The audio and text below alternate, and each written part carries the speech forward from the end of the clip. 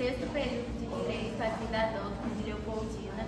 Nós estamos aqui hoje com o professor Ievros para poder gravar com ele uma parte do nosso projeto de extensão. Nós vamos falar um pouquinho com ele sobre as provas ilícitas no processo.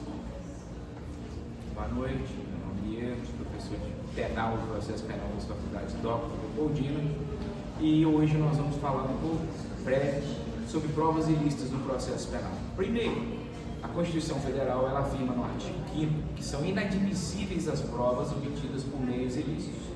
Em virtude de tal afirmação, o Supremo Tribunal ele possui decisões uníssonas no sentido da inadmissibilidade das provas ilícitas. Porém, a gente tem que fazer aqui uma observação sobre a teoria das provas ilícitas, porque existem as provas obtidas ilicitamente de forma direta, como por exemplo, você torturar alguém para uma confissão, e existem as provas derivadas, chamado frutos da árvore envenenada, em que há um entendimento jurisprudencial, inclusive vindo dos Estados Unidos, essa doutrina, no sentido de que se uma prova oriunda de uma prova ilícita chega a um processo, ela será considerada ilícita porque ela vai ser um fruto de uma árvore envenenada.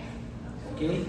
Em virtude disso, o Supremo constantemente ele é provocado para análise dessas situações e hoje já existe posicionamento do Supremo Tribunal Federal de que, a prova ilícita ela pode ser usada pró réu.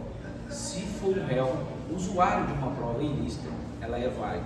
Segundo, se aquela prova foi ilícita, mas mesmo você retirando a ilicitude dela, fosse possível se chegar ao conhecimento daquela prova, entende o Supremo que essa prova será válida como uma prova processual perfeita. Por quê? Porque se você tirou a ilicitude dela e mesmo assim essa prova você chegaria nela, não haveria a ilicitude, o caráter de contaminação dessa prova.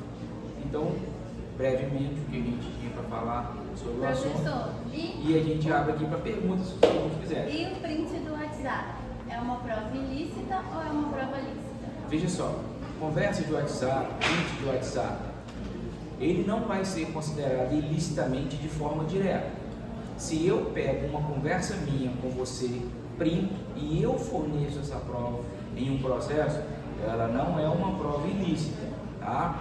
Só que a gente orienta que se alguém for usar esse tipo de prova, seria interessante que ela viesse consubstanciada junto com uma ata notarial, em que descrevesse todo o teor de conversas para comprovar que aquele print não foi um print isolado e ou uma mensagem montada ou codificada, tá? Mas ela é válida, não é considerada ilícita se alguma das duas partes que conversaram ou que detém aquela conversa apresenta.